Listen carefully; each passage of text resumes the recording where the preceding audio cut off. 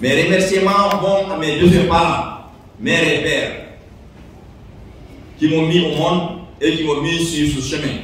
Le chemin de l'éducation, le chemin de la droiture. Je prie le Tout-Puissant Allah d'accueillir leurs âmes dans le paradis Firdaus. Amen. Mes remerciements à la maison d'édition Les Plumes Inspirées, surtout au directeur Dr Moudine Soumaré et son équipe pour leur disponibilité, leurs efforts qui ont permis la sortie de mon second roman. Mes remerciements à ma grande sœur, Hadja Fatoumata Sow, qui s'est toujours occupée de moi, sans pour autant sentir que je suis reféré de père et d'honneur. Diadamata, merci, Al-Barka. Je n'oublie pas mon cher grand frère Thierno Mamadou, celui qui a joué le rôle du frère, mais aussi du père, qui est toujours présent. Merci frère. Mes remerciements à l'endroit de ma chère épouse, Madame Diallo Ney Hadja Bari, épouse soumise respectueuse. Merci pour ton amour et ta force au quotidien qui m'ont permis d'écrire ce livre. L'auteur, après avoir remercié et rendu hommage à sa sœur aînée Hadja Fatoumata Sow, sa bien-aimée épouse Hadja Diarra Ibari, M. Ibrahim Ba, le parrain du roman, et enfin les invités pour leurs encouragements et leur modeste contribution dans la réalisation de cette belle œuvre romanesque, Omar Diallo nous plonge au cœur même de l'histoire de Harouna, l'orphelin berger. Le livre Harouna, l'orphelin berger est composé de 143 pages et divisé en 7 chapitres. Il retrace le parcours d'un jeune orphelin de mère dont le parcours inspirant est raconté à travers des contes et des anecdotes pleines d'enseignements.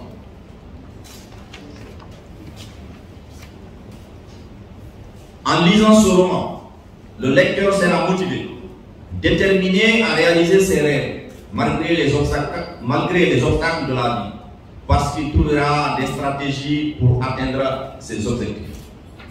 Celles et ceux qui auront la chance de se procurer de ce livre parviendront, j'en suis sûr, à faire des avancées dans leur domaine d'activité.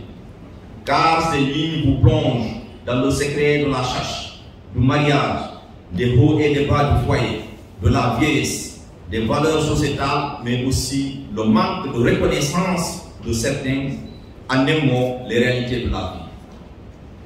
Ces leçons vous permettront de faire des choix responsables pour le futur. Mention spéciale à toutes ces personnes, ces belles âmes qui aident les jeunes dans leurs projets. Après cette brève présentation de l'auteur, Omar Diallo s'est prêté aux questions du public avant de donner la parole au parrain, M. Ibrahim Ba, pour livrer ses sentiments. Inspirer d'autres personnes.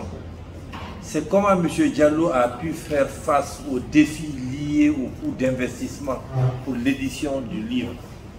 Parce qu'on sait que c'est très difficile pour les écrivains guinéens, il n'y a vraiment pas suffisamment d'accompagnement. Et de nos jours, sauf erreur de ma part, l'écriture ne fait pas tellement vivre dans nos sociétés. C'est par amour qu'on écrit. Donc, les défis liés à l'édition, déjà 2 livres en moins de 3 ans.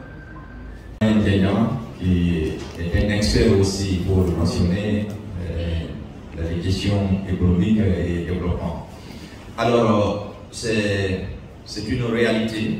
En ce qui concerne l'écriture, ça coûte cher.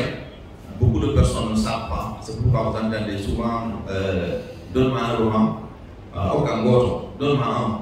Parce que pour eux, ça ne coûte pas. Et pourtant, malgré que toi, l'auteur, qui a écrit, et tu achètes avec la maison d'édition pour revendre.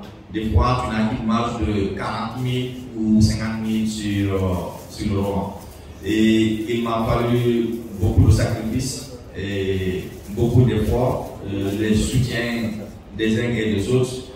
Sinon, je devrais même présenter aujourd'hui 2 à 3 romans pour la journée d'aujourd'hui.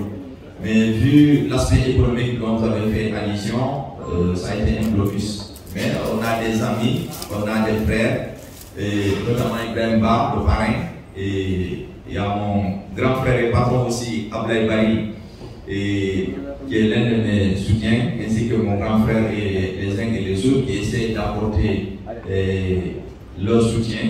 C'est ce qui me permet d'économiser petit à petit pour pouvoir écrire. Parce que quand on regarde ce qu'on écrit, franchement, on ne gagne pas grand-chose.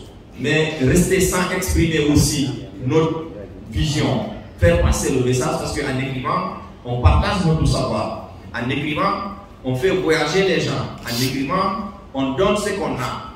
Et c'est ce qui nous pousse souvent à écrire.